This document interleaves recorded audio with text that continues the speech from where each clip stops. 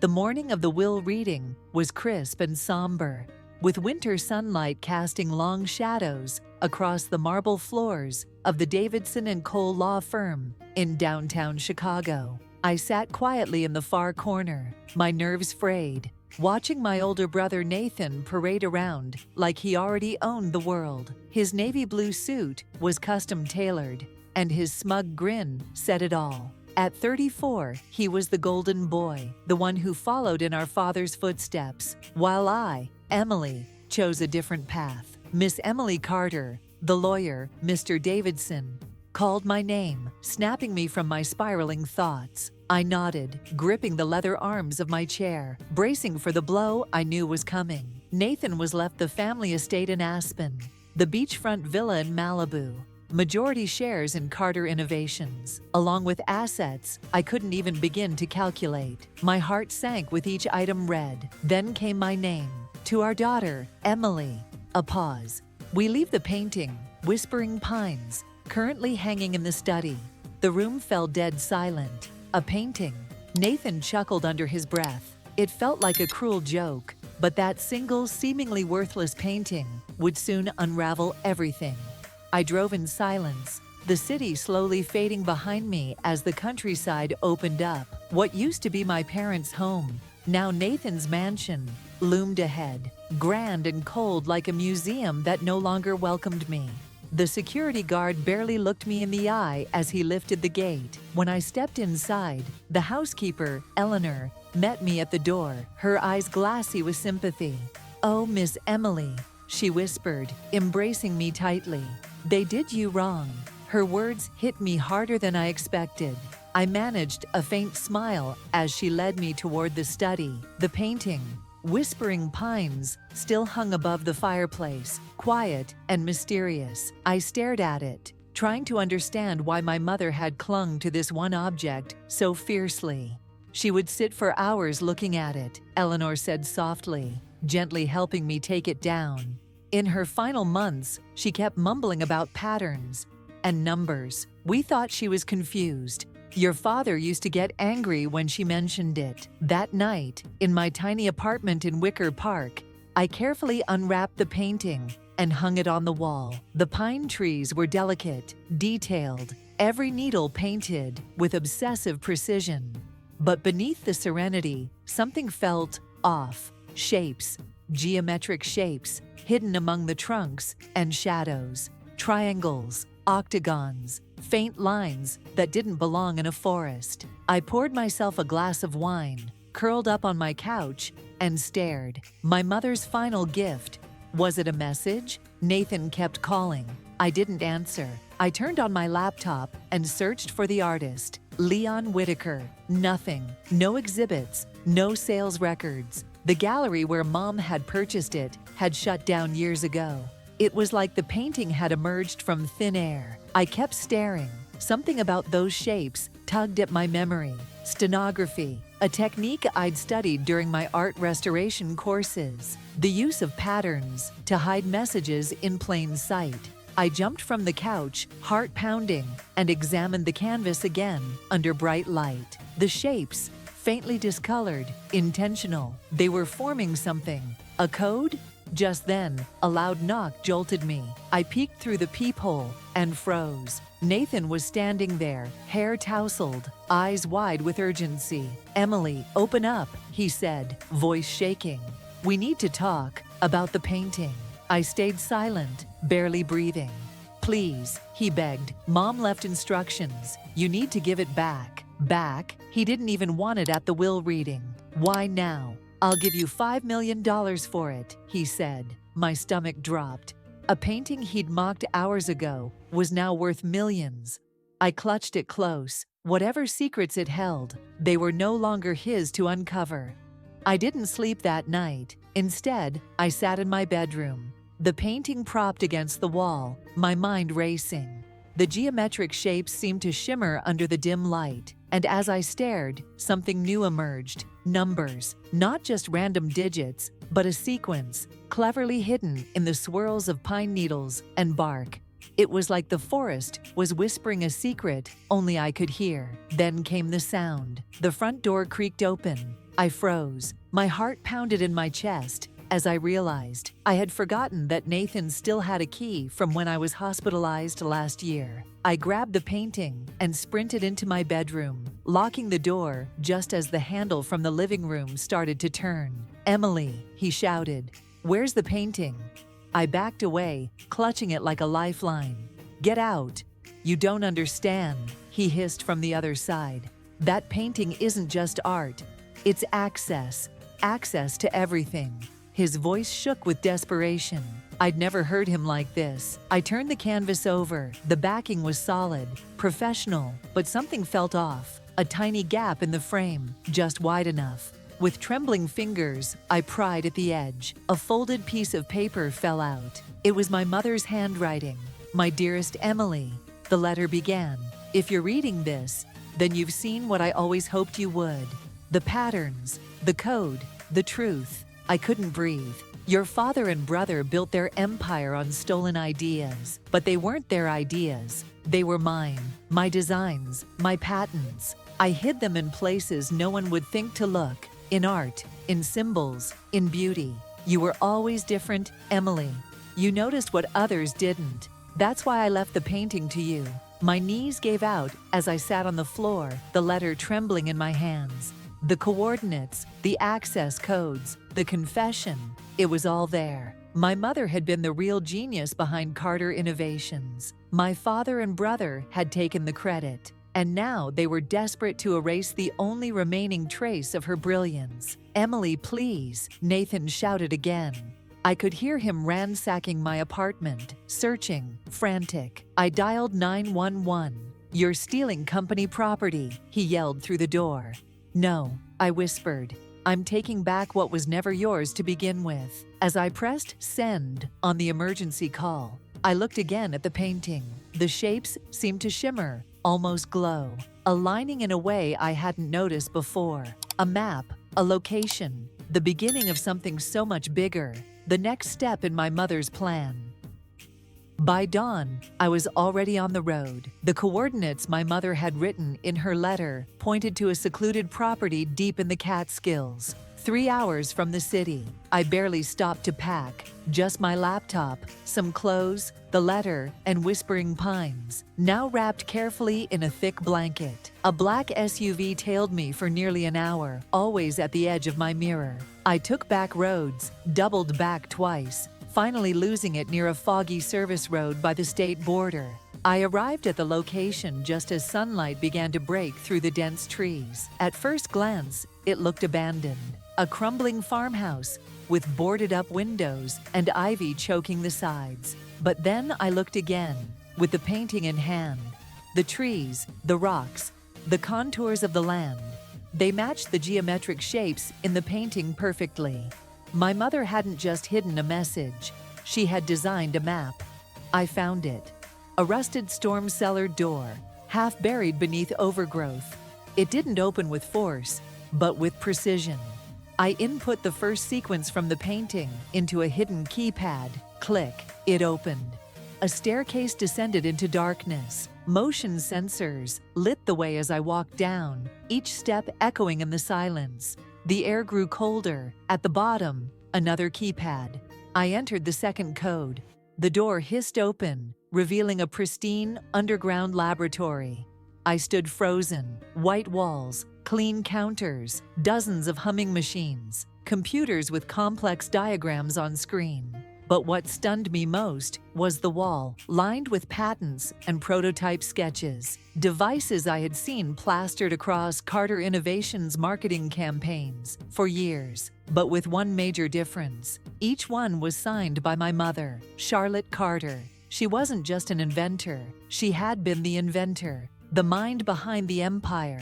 The realization hit me like a tidal wave. All my life, I had believed I wasn't enough, that I had disappointed my parents by choosing a career in art instead of business. But my mother had known all along. She had trained me in her own way, taught me to see, to interpret, to find what others missed. Suddenly, all the puzzles made sense. The paintings, the codes, the patterns she used to talk about. It wasn't madness. It was brilliance, disguised as eccentricity, and she had entrusted it all to me. Tears filled my eyes as I walked to the central workstation. I ran my fingers over the console, trembling. It wasn't just a lab. It was a sanctuary for truth. But before I could process what to do next, a low voice echoed from behind. "Impressive, isn't it?" I spun around, and the blood drained from my face. Standing there, very much alive, was my father, and beside him, Nathan, smiling coldly. "Did you really think you were the only one who could read the painting?" I stumbled backward, heart racing. My father, Charles Carter, had been declared dead nearly a year ago, but now he stood in front of me, alive, composed, and more dangerous than ever. Nathan, standing just behind him, wore that same smug look he'd had at the will reading. Only now, it was tinged with triumph. "You're supposed to be dead," I whispered. Charles smirked. "Sometimes the best way to protect secrets is to fake your own death." He stepped closer, eyes scanning the lab with cold familiarity. "Your mother was clever hiding it all here, but we always knew she left a back door. We just didn't know where it was until you led us here." I backed toward the workstation. "You used me," I breathed. "The will, the painting, it was all a trap." Charles nodded. We needed someone who could see what Charlotte saw. And unfortunately for us, that wasn't Nathan. Nathan clenched his jaw, but said nothing. "So now," Charles continued, "you're going to help us. You'll unlock everything, delete the files, erase her name, and no one will ever know the truth." He stepped closer, voice softening. "You do this, and you'll have a place at the top. No more scraps, no more shadows." But I saw it for what it was, a bribe, a last-ditch effort to keep control. And they had underestimated me. While they talked, I had been typing behind my back, entering a series of commands into the console. My mother had left instructions, a final safeguard called the Clarity Protocol. It would broadcast every patent, every file, every damning piece of evidence to secure servers and public databases. Now all I needed was one more keystroke. "I'm not helping you," I said, eyes locked on my father. "Not anymore." Charles's face twisted.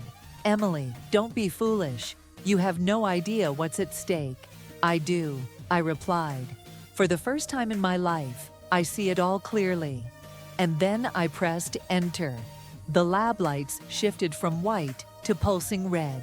A computerized voice echoed overhead. "Clarity protocol activated. Data transmission in progress. Deletion disabled."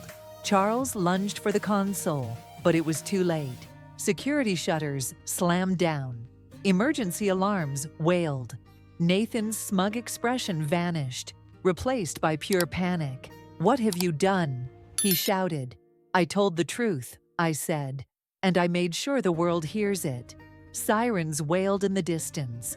Through the lab's narrow ventilation windows, I saw flashing blue and red lights approach. Charles pounded his fists against the sealed door. "Open it, Emily," he roared. "You have no idea what you're destroying."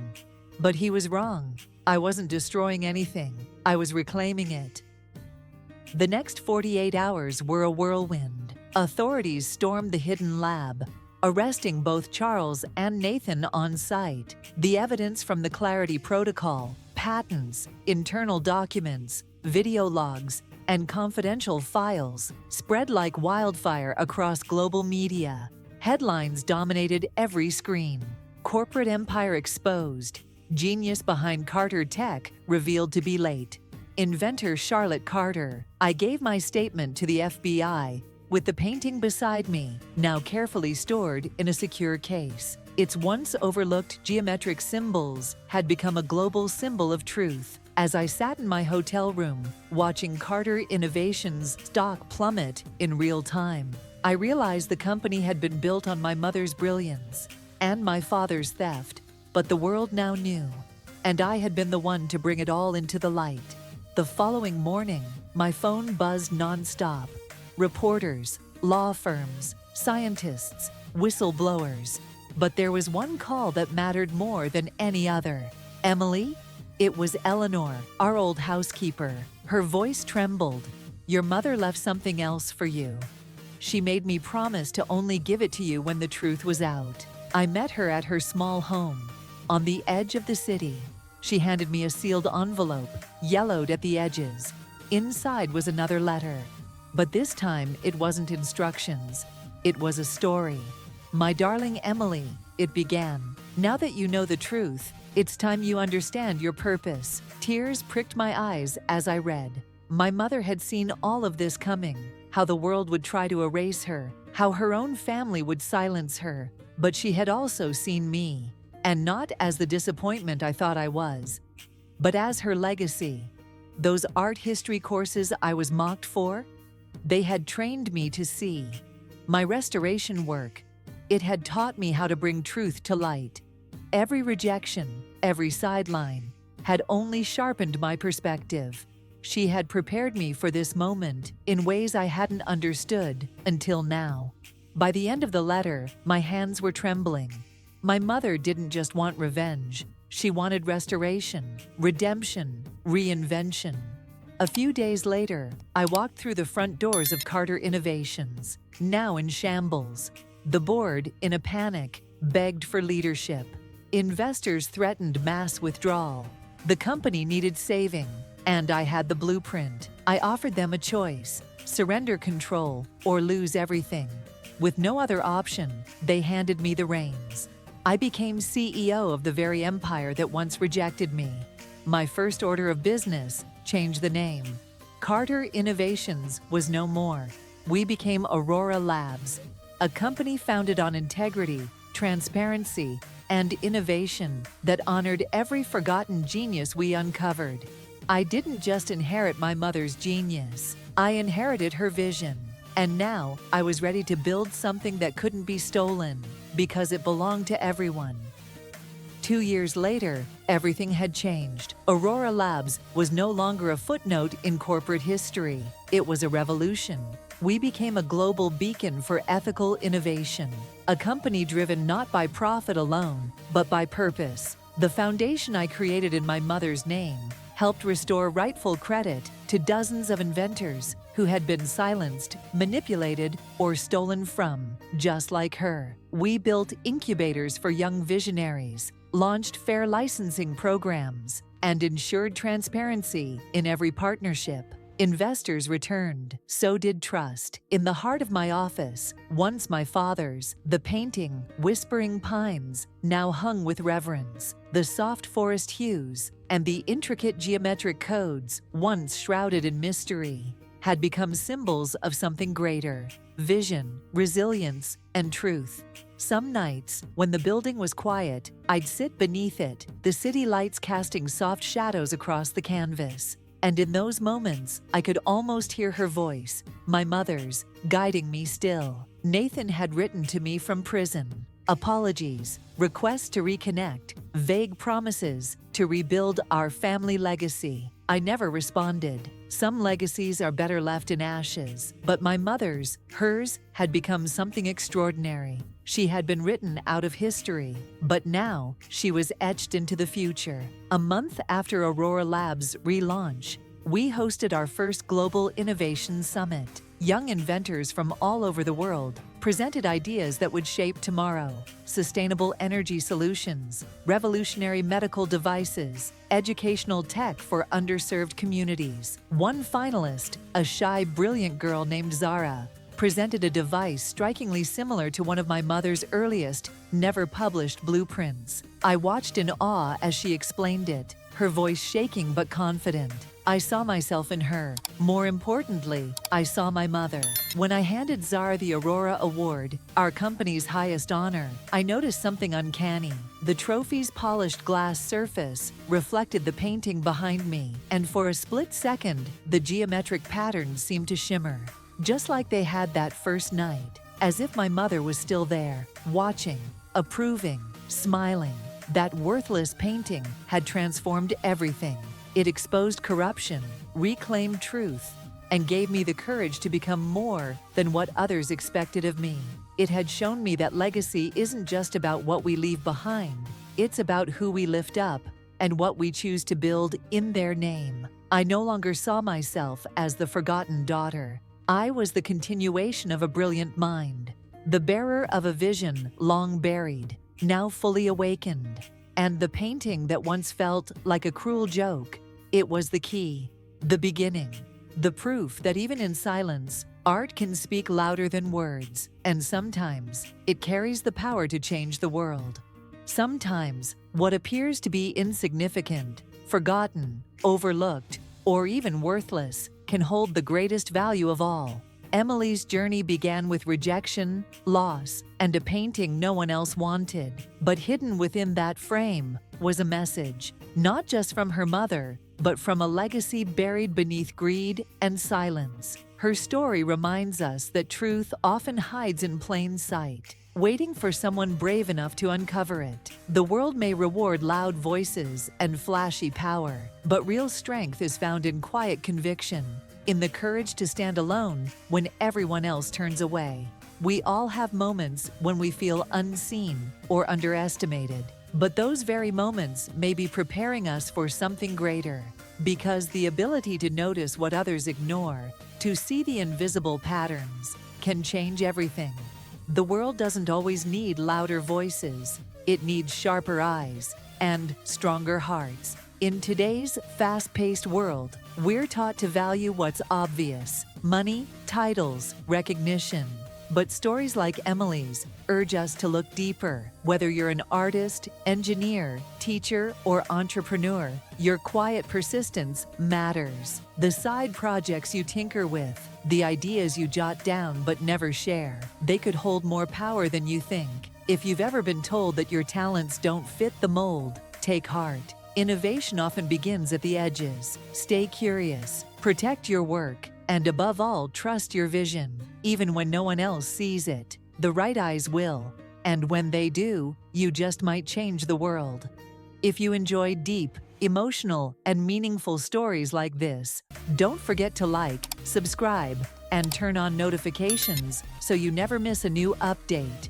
Your support is the motivation that drives us to keep bringing you powerful stories. Once again, thank you for being here, and see you in the next story.